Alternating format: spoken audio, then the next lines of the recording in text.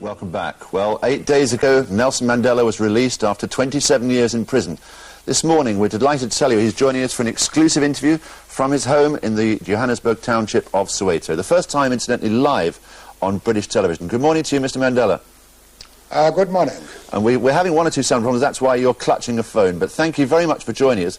Now, during the 27 years in prison, you must have had a vision of what your walk to freedom was going to be like. It must have been an endlessly repeated vision. How did it compare with reality? Well, actually, I never thought about that.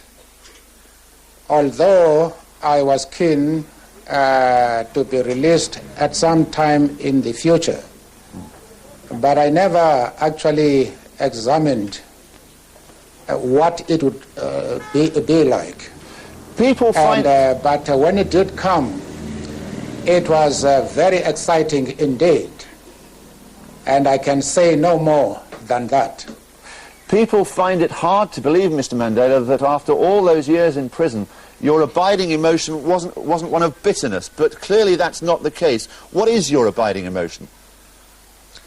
Well, it is difficult to be bitter if you are optimistic about the future, and especially if during the period of imprisonment you were busy with what you regard as being creative thoughts and creative work.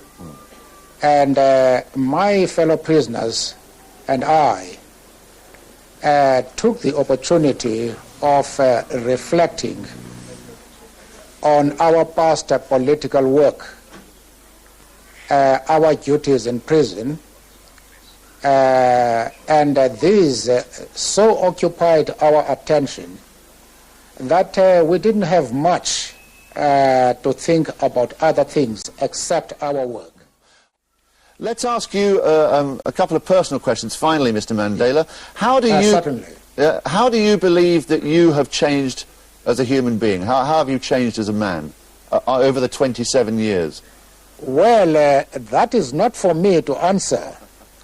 That is for people who have been following my activities in prison, and now that I am released, it is for them to decide whether I have changed, and if so, to what extent. And I don't think it would be fair to expect me to express an opinion on that aspect.